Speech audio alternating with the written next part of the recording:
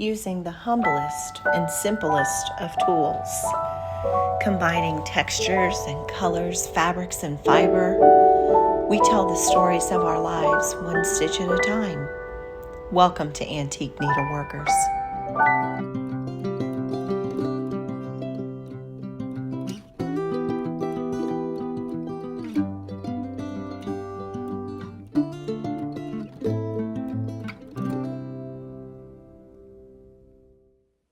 Well, hello and welcome to Antique Needleworkers. My name is Shellie, and this is my channel about cross stitch and all my crafty endeavors, and I'm so glad that you've joined me here today.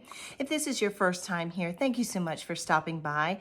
I hope that while you're here that you will find some inspiration in your making and for your making. And if you're a return subscriber, thank you so much. I thank you for coming time and time again. Well, hello, my friends, and welcome to my newest Flosstube, which is the Pincushion doll Palooza. Today, I'm going to be talking all things pincushion dolls. I have showed you a pincushion doll that I finished, and I have promised that I would show you my antique collection and show you my kits and talk all about that. And so today, that's what we're here to do. But before we get into the video, I would like to give away the prizes from last video's giveaway. Let me reach down and grab these really quick. I apologize for that. I put them out of reach. Okay, so last video I had showed you the Just Cross Stitch Magazine Halloween, their edition, and I had said that I don't stitch Halloween, I stitch fall, and I wanted to get that out there to one of you. And so the person who is going to receive that is RK Scholes, RKSCHOLZ. RK Scholes. If you will go down to the description box and you will email me at the email address listed down there and tell me your information, I'll get that right out to you. And then the other giveaway from last video was the full kit for the Something Blue Tiger Lily Designs bag making class, and the person who is the recipient of this, and the call word for that was tiger, is Pam Clapp and the number 1. Pam, CLAPP, and the number 1. Pam, you are the recipient of the Tiger Lily Something Blue bag making kit, and you will have access to the entire class on how to make that. And so congratulations to you, my winners. If you would, like I said in the description box, my email address is below. If you will contact me and give me your mailing address, and make sure that you tell me who you are and what you won, I'll get those right out to you. So congratulations to my winners. I do have a giveaway, but you'll have to wait till later on in the video that pertains to today's video, which I'm excited to give to one of you, my lucky recipients. And so, but in the meantime, let's get right to it. Okay, so I have showed you, I'll show you Charlotte. She's right here. I have a table full of these. This is Charlotte, my pincushion doll that I stitched her dress. And this is what got me talking to you about these. And then you turn it into a big pincushion. Okay, now I had a friend of mine, Cassie Sutton. Hi, Cassie, how are you? I've turned her into my doll making buddy. She had never seen these, and she got so excited about them. I've shared with her, so I just had a recent acquisition, and then now she's bought her first pincushion dolls. She asked me the question, Shellie, how did you get involved in this? And how did you get interested in this? And you know what? Nobody's ever asked me that question. So it's a very good question.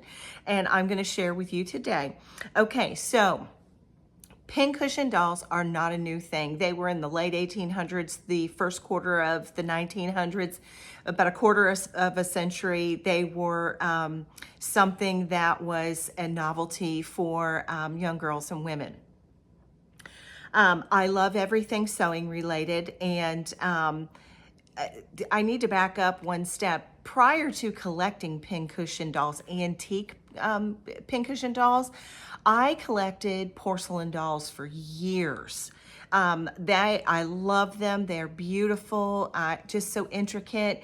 And when I had my daughter, who is my baby child and the only girl in the family, she loved my porcelain dolls as well. And so I gave her my porcelain dolls. And so, but being anything sewing related, stitching related, quilting related, anything like that, I love the tools. I love everything about it. I love the collecting as part of that. And so it was a natural progression that when I saw a pincushion doll, an antique, I have an alarm ringing. Excuse me. I'm so sorry about that. It was a reminder. But I let me get back on track. Okay, so I collected porcelain dolls, and then I gave those to my daughter, and then I saw my very first pincushion doll. And it's made up, I'm going to show you. They're made and they're topped with these little porcelain half dolls, and they're made into a pincushion, but not just a pincushion. They're made into all kind of things. Whisk brooms. If you could put a pincushion, if you could put a half doll, they are known as pincushion dolls, but they put them on everything. On the end of hairbrush handles, whisk brooms, all kind of things like that. And so, but the ones that I was particularly interested were turned into pincushions. And so I have this table filled in front of me with my collection. And what happened was right before the pandemic, our guild was having an event. And what it was going to be is they were going to do a finishing class on how to finish a modern pincushion doll. We were given options to purchase our half dolls and the full kits to go with them. And then we were going to be instructed by one of our guild board members in a finishing class. But unfortunately, COVID hit and the world shut down. And so that was my first foray into the modern pincushion doll. The Briar Rose is one of the big makers of the porcelain tops. Julia Manfredini is someone who, one of the designers who makes the patterns for them. And so I purchased that kit, and I purchased my doll, and we were getting ready to do that. The pandemic hit, and we never did have that class. And so, but that is how I fell in love with them. And there is a group on Facebook, and it's a pincushion doll. It's called Pincushion Doll Sal, or Half Doll Pincushion Sal. And so I joined that, and then I just fell down the rabbit hole. And so Charlotte is my first doll that I ever finished. And I'll be honest with you, the finishing was my fear. And look, doesn't she look great? Even her base looks good. She was not hard at all, which is, I did a lot of reading of the instructions. The bad thing is it's really hard. I think instructions are what are the hang up for a lot of people. I know it was for me. And so anyway, I took the plunge and did it anyway. And Charlotte looks beautiful. And so that is how I got into pincushion dolls. Now I'm going to show you my antique collection, which predates all of this. I do want to share with you a book, and you know me, I have books for everything. I'm a learner. I love to learn. There's a book called China Half Figures called Pincushion Dolls by Frida Marion. And if you ever wanted to know anything about pincushion dolls and their history, and if you began to collect them in any way, shape, or form, this is the book to get. I bought it on the secondary market, and I'm going to hold it here for just a minute so anyone who would like to try to get this book, which is a wonderful resource for you. Okay, so I had that book. Now let me start showing you some of my pretties. Okay.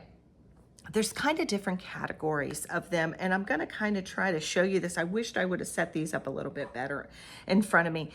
You have Dutch girls, you have colonial dames, you have Gibson girls. I have ones that I call my Latin ladies. There's Spanish looking, there's flappers, there's Marie Antoinette styles. Did I say Southern belles? Okay, so let me just show you these. Okay, let me show you some loose half dolls that I have.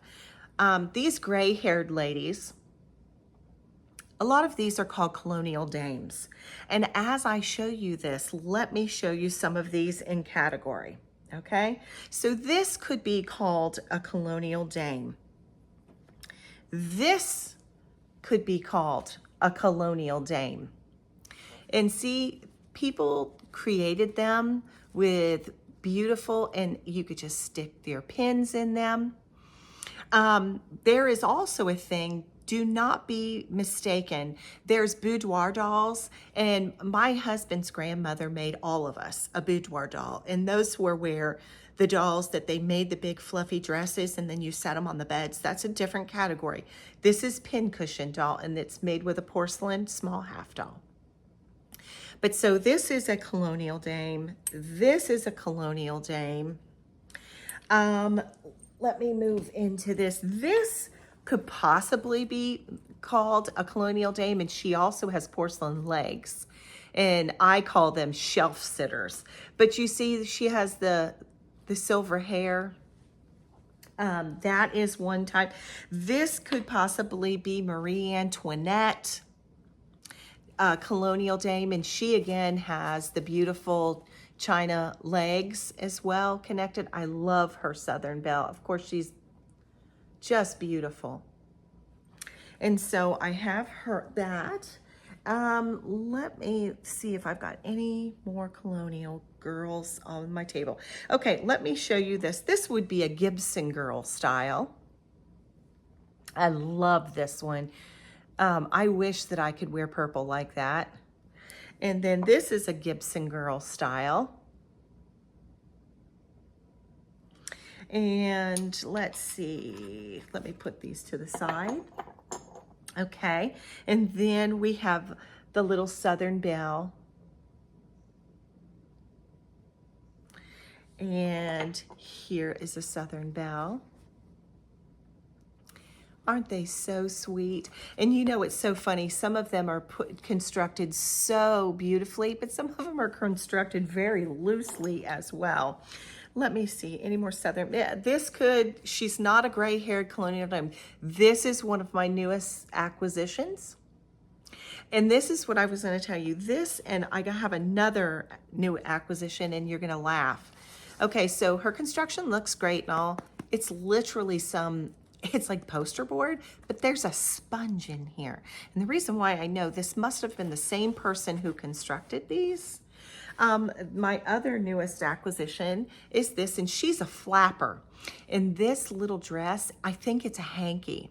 But if you look really closely right here, she's literally got a little piece of poster board that's been glued to a sponge. So these can be put together so simply. So when you hear this and you say, oh, Shellie, I would love to do that. Listen, they put these together with a sponge and a cardboard. And so this is a flapper. Let's see. I was trying to do them in categories, but I'm just going to kind of pull them up. This is my Dutch girl. I love her. I don't know what attracts, you know, what makes for my love of certain ones. I love them all. And I love the antique pins that came in her. She's a Dutch girl. And then this is a chalkware in the fabric. down here, you can tell that this is from the 40s. But she's a chalkware doll, and these literally are the stainless steel pins, just dressmaker pins. They literally use these as their pin cushions. Okay, and let me make, I'm making room and trying to keep track of where I've been. I showed you Charlotte. She's my modern girl. She's huge, isn't she? Some of these are not huge. Some of them are bigger than others. I'm going to show you my Latin ladies. I call these my Latin ladies. You can tell. They look very Spanish. And just a pin cushion base. These were made to be their pin cushions or to sit on their dressers and be in the book. Let me grab my book really quick. There was I marked a page, and it says in here, let me find where it was that it says this. They were a frivolity. They were something special. You know, we all like pretty things. But where in the world? They were a decorative ornament, but they were made into a variety of utilitarian objects. They just were, down here it says, half dolls fall into the category of what used to be termed conceit or pleasant fancy. And so that was what I was looking for. And so they were something pretty to put on, to display with, but they were used as their pin cushions. Okay, so where was I? Okay, so in this, she's like a 1920s girl. And and on the back, I don't know if that's a maker or what. F Drers. I never noticed that before. The most beautiful of dolls were German made. And then for people, for economy's sake, they were then began to be made in Japan, which they would be like maybe not a knockoff. It's not a good word for it, but it would be a more readily accessible, less expensive for you. This is another one of my Latin ladies, and you can see why I call that my Latin lady. Look at her. Her dress is just something, isn't it? But see how little she is? And so then my flapper girls. I love the flappers. Look at her. Is she très chic? And look at her legs. And then I have another flapper girl with the legs. I love the legs. I just think it's extra special, just a little extra. And then my last little flapper girl, they're just adorable. Very simply made, you know, but they would make a cute addition, and you could put your pins in them, sit them on your dresser, decorate your house with them. I have two more I'm going to show you, and these are modern dolls. And the International Federation of Doll Makers, which I'm not associated with at all, I just became aware of it because of Half Dolls. But they have a conference every year, and two of their conferences, they had half dolls made for the people who came to the conference. And these are pretty fabulous. This is a big one, okay? This is called the Best Little Dollhouse in Texas. So she's atop of this is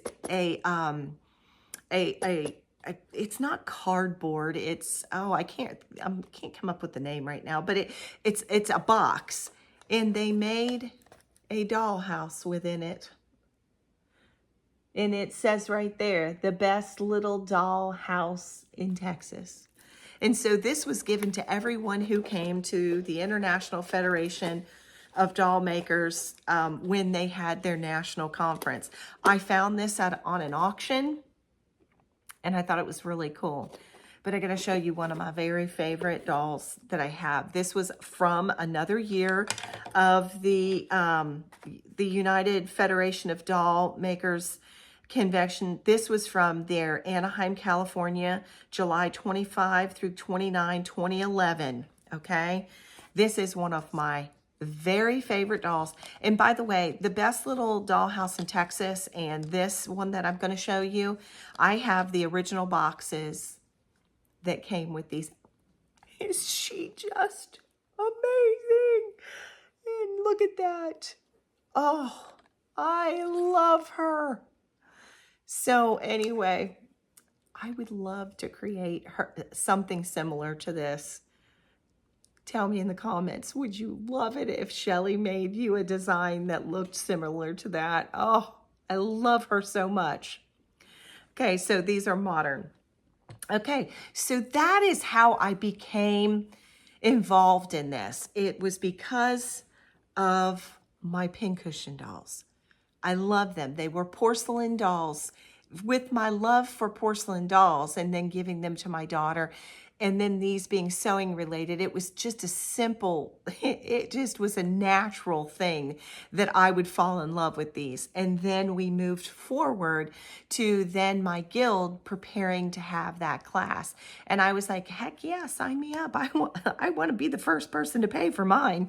And so then I have collected a collection of kits and half dolls. And of course, Charlotte, she is the first one that I finished, and then I'm moving forward, moving to stitch these up and create them.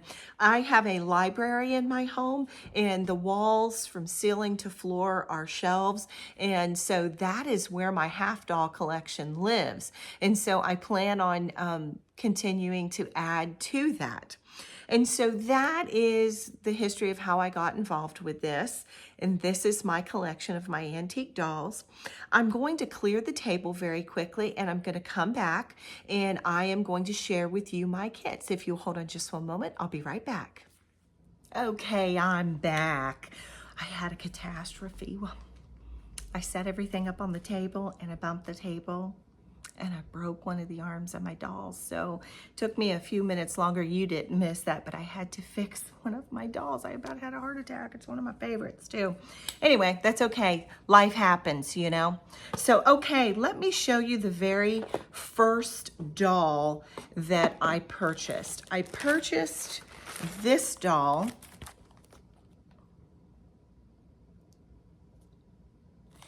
And this is Monica. And she's an Italian Capodimonte pincushion doll. And this was the one that I purchased that we as a guild, we all were going to finish this. And so I have the full kit that we put together. And this is my Monica doll. And this is where the modern doll collection began. It was when I purchased Monica to do with the guild for this pattern. And that's where the modern dolls came in. And so let me put everything back together because we can have no more accidents. So that was my Monica doll, and that's what started me on my modern pincushion doll collecting. And then the one that I just had the accident with, I am going to show you the dress first. And this is Sophia, and I have all of the goodies that go with, but I'm not finishing her at all like this. I mentioned the half doll, pincushion doll Facebook group. There is a woman who in the group finished this doll, and I'm going to put pictures in right here. And as you can see, she looks very different than the pattern. I love pink and green put together. I don't know why, but it's just one of my favorites. And so with this doll, I am going to finish her as like the one in the picture. And so as you can see, this is the doll that was used for this one.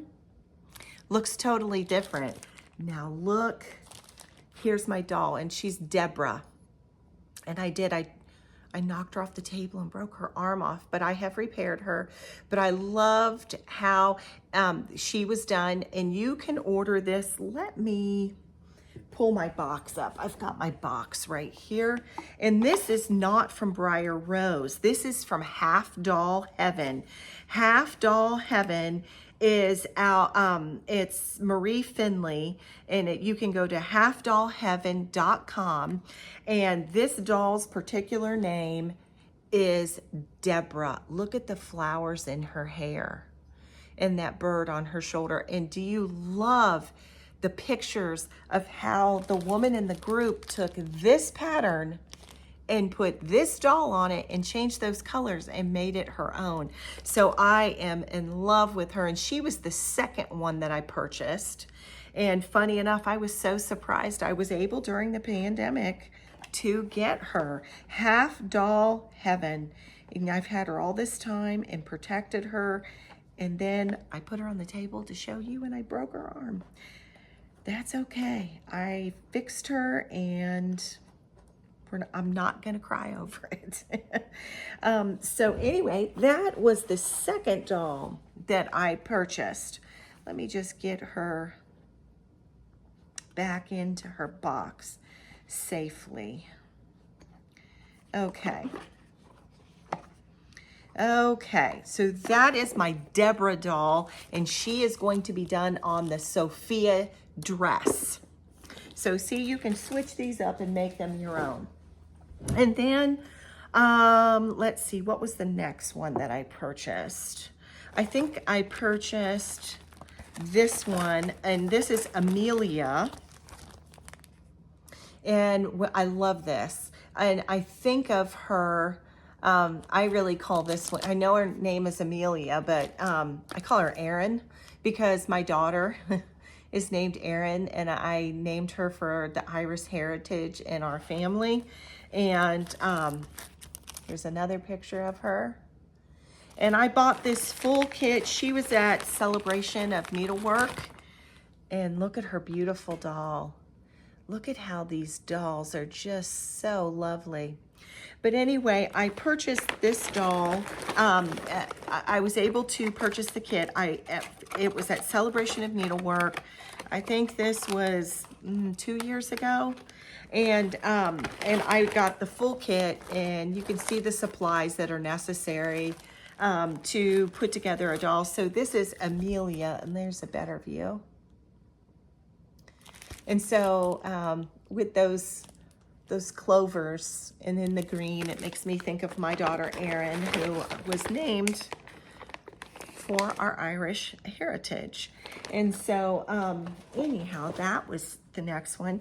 And then the next kit I purchased was Patrizia, and I ordered this from Traditional Stitches, and which they are closing, and I got the whole kit, including the pins. You know, you can doodad and deck out these dolls in lots of ways. And so you got your pins. Patrizia is a Capodimonte doll. And so that is where her doll came from. And here's my doll for her. Isn't she precious? She's adorable. And so this is Patrizia. Love her. And as I said, I got her from Traditional Stitches. And I want to put her back in her box after the great crash of Deborah. I don't want any more accidents today. Okay. All right, so that is Patrizia. And then I purchased Betsy Ross. I know that this class is being taught again and offered by Zoom by Julia Manfredini. And so I got this on the original offering for this, and you couldn't get it anymore. But if you check, you need to go to Julia Manfredini's website and to her social media, and you can catch up on that. And this is the Betsy Ross doll, and she has movable arms. And so that's the Betsy Ross doll. And so let me put her doll away, because Again, no more accidents. Put her away. Okay. And then, because I had this old magazine, the Sampler and Antique Needlework Quarterly, this was the, it's volume 75, or number 75, volume 20. There's a sticker over top of what the month in the year was. Let me try to, it says volume 20, number, I can't read it, but this is what it looks like. And this is the doll on front. If you notice, the brim of her hat is plain, but I bought my doll and I chose the one that was decorative. You know, I'm a gardener. I love flowers. And so I bought the one, and you can get these done in different ways. And Briar Rose, if you go to briarrose.com, you can look at their dolls, and you know, you could put any doll on any dress that you'd like, but this doll, her pattern was in the magazine. And so I had the magazine, so I got the doll to go with. And then in the Punch Needle and Primitive magazine, this is Spring 2026. This is Cherry. You can always go back and get old copies of this. And she's like a little Dutch girl with little cherries. And I got her from Briar Rose. Isn't she lovely? So that was another magazine doll. So that's Cherry.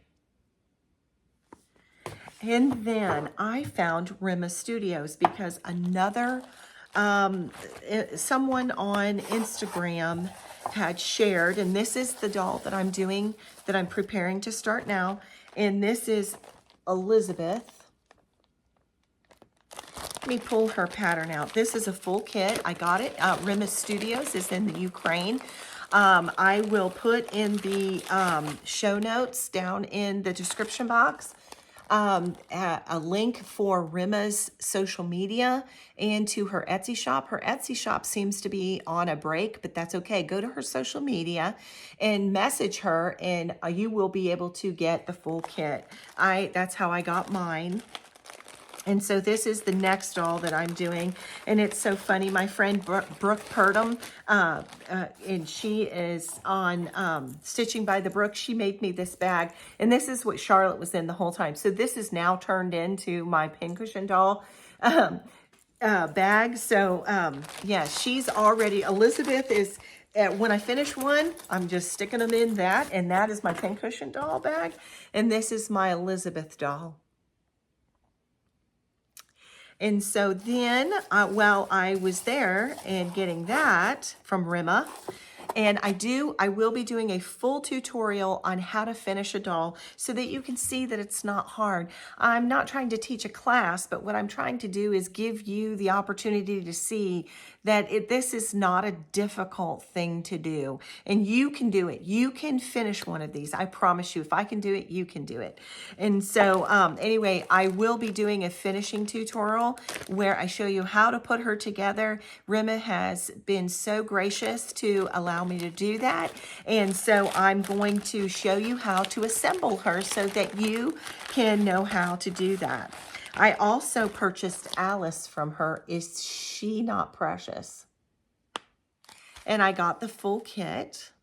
But I don't think that you can get this version anymore, but I got the pink version. And you'll see that on the pattern, she has a yellow. I don't know if RIMMA will. I think RIMMA is she paints her own porcelain dolls. So, but you could always contact her and ask her. Her dolls, which is something that especially today, after my little boo-boo here today, I want to show you. When you get a doll from RIMMA Studio, they come in these hard wooden boxes. I think these are so neat. When I get done and I have my dolls mounted, I'm going to mount some stitching to these boxes. These are fantastic. So no boo-boos with these. And so that is my collection of my antique Pincushion dolls. That is my collection of my modern dolls. And I do have one more doll that I have not showed you. And I have 2 of these, and one of these is going to be my giveaway for today. And that is Emma, a Queen Anne Pincushion doll thread keeper. This is the last one of my collection. And what you do is you stitch the skirt, and then this is a hand-painted thread board, and then you put the dress on the thread. Is that not amazing? And so I've got the full kit, but I don't have just one full kit. I have 2. And so today, my friends, because I want you to come along for the journey, this Emma is your giveaway for today. So in the comment boxes, if you will comment doll, you can be possibly the recipient of the Emma doll kit. So, and maybe I'll stitch her and Elizabeth at the same time. So if you are the recipient, we can be stitching it at the same time. So if you would like to be part of that giveaway, please use the word doll, and know this: you must subscribe. If you've already subscribed, you don't need to subscribe again. A lot of people unsubscribe themselves by subscribing again. Just look and see if you're subscribed. If you're not a subscriber, please subscribe. Like the video. You must be 18 because I need to be able to ask you your address and your personal information when you win it. But I am so excited to share one with you today. So if you've ever wanted to join along in this, this is a great way to start. That was why I have 2 of them, because this assembly is the easiest of all, because you're just going to be putting it onto this little wooden figurine. And so, and then you have a thread board to boot. So use the word doll in the comments, and I'm excited for whoever is the winner. So that will do it today. I have showed you all the antiques. I've told you how I got into this. I'm so excited that you all have become interested as well. And I hope that you enjoyed today's Flosstube, but I think that'll do it for now. But until I see you again, my friends, I wish you many happy stitches. Bye-bye for now.